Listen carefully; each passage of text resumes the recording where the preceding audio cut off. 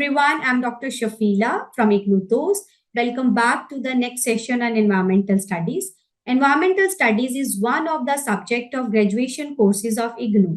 The exam pattern for this paper is objective, and the video sessions that we are uploading on official YouTube channel of IGNU will help in cracking those objective questions. So today we will be starting with the previous year question paper. So we are discussing question paper of February 2021. So let's start with the first question. In which of the following reports or books was sustainable development formally defined for the first time? So पहली बार sustainable development को कहाँ पे किस book में define किया गया था? Options are silent spring option 2, the limits to growth option 3, our common future option 4, agenda 21. जो साइलेंट स्प्रिंग है, this was a book written on the harmful impacts of the pesticides. So जो हम indiscriminate use कर रहे हैं pesticides का, उसका environment पे क्या इम्पैक्ट है, this is about that book. This is about that. The limits to growth is about the exponential growth of the population. ठीक है. Our common future, it is a report which was produced in 1987 by Brundtland commission. सो हमारे पास एक commission था, Brundtland commission और WCD, world commission on environment and development, जो 1983 में आया था, जिसने 1987 में एक रिपोर्ट प्रोड्यूस करी थी. उस रिपोर्ट का नाम था आर कॉमन फ्यूचर, या उसको ब्रंटलैंड रिपोर्ट भी कहते हैं. उसमें for the first time sustainable development को डिफाइन किया गया. एजेंडा 21 जो है, it was the outcome of UNCED, united nation convention conference on environment and development, UNCED, और जिसको हम अर्थ समिट भी बोलते हैं, which happened in 1992 at Rio de Janeiro, Brazil. उसका आउटकम था एजेंडा 21, जिसका एम था, जिसका मोटो था कि हमने what we have to do for the environment in 21st century. ठीक है, in order to develop in sustainable. ठीक है, ऑब्वियसली ये भी सस्टेनेबल डेवलपमेंट से रिलेटेड था एजेंडा 21, लेकिन फॉर द फर्स्ट टाइम जो सस्टेनेबल डेवलपमेंट को फॉर्मली डिफाइन करा गया, it was in the report our common future. So our common future में है कि हम लोगों का जो फ्यूचर है दैट इज सेम, चाहे हम किस भी दुनिया के किस भी कंट्री में हैं. एनवायरमेंट जो आपका डिस्ट्रक्शन हो रहा है, क्लाइमेट चेंज हो रहा है, ग्लोबल वार्मिंग हो रहा है, ये सारे जो इश्यूज है, they are same for everybody. So that is our common future. Moving on to the question number 2. Which one of the following is not one of the 17 sustainable development goals adopted by UN, United Nations? So there are 17 goals of sustainable development. Options are no poverty. This is the first goal of sustainable development. Option 2, zero hunger. This is the second goal of sustainable development. Good health and well-being. This is the third goal of sustainable development. Tourism and travel is not the goal of sustainable development.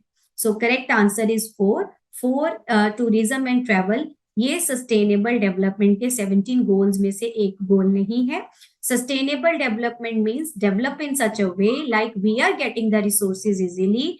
हमारी जो future generation है उसको अपनी needs को पूरा करने के लिए फाइट ना करना पड़े. सो इस तरीके से हमें डेवलप करना है. So that is sustainable development.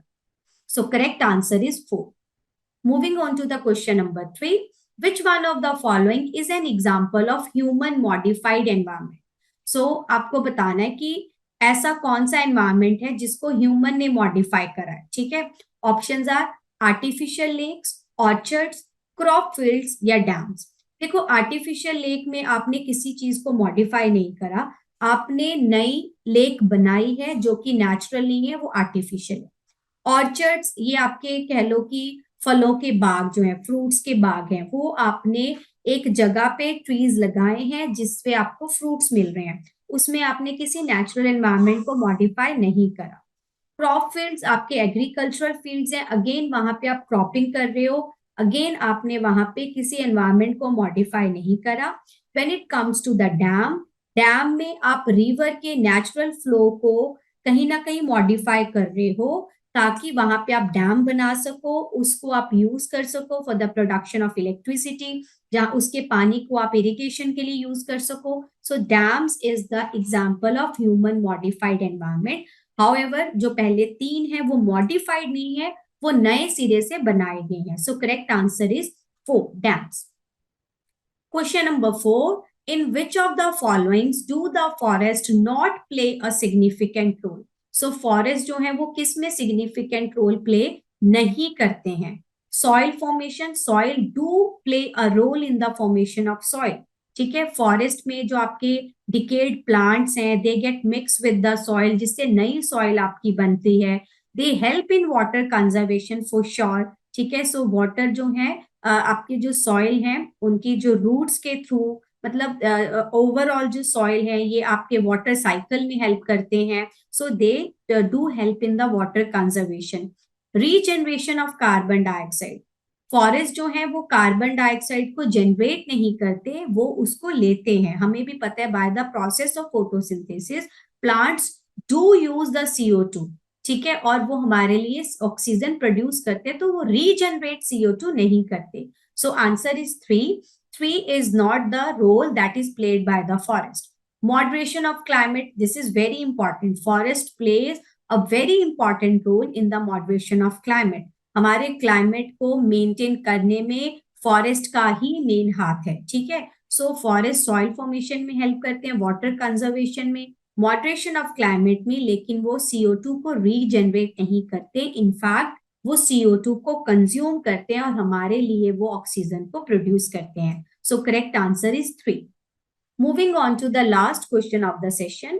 Which one of the following regions cover more than 50% plant species in the world?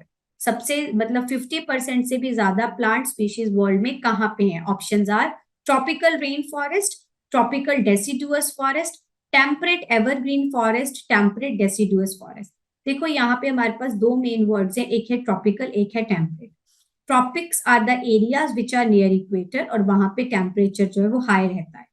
Temperate जो है it is like the are the areas जहां पे टेम्परेचर मॉडरेट रहता है. So tropical high temperature, temperate moderate temperature.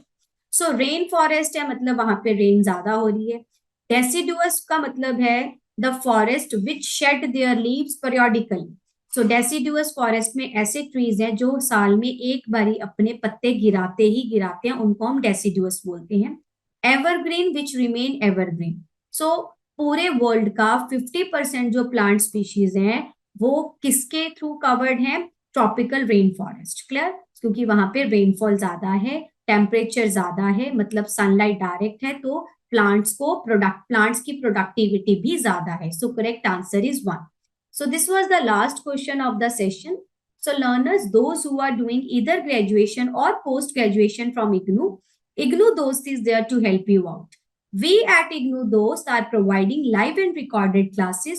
We are giving value-added notes to our learners and also helping our mentees for exam through exam period. In IGNOU Dost, a continuous support from professional mentors is there who will be helping you in completing and submitting your assignments for your career development and even for skilling your personal and social development. For more information, you can reach us out on the number 75949399297 via call or WhatsApp. You can also visit the official website of IGNOU Dost. Thank you. See you in the next session.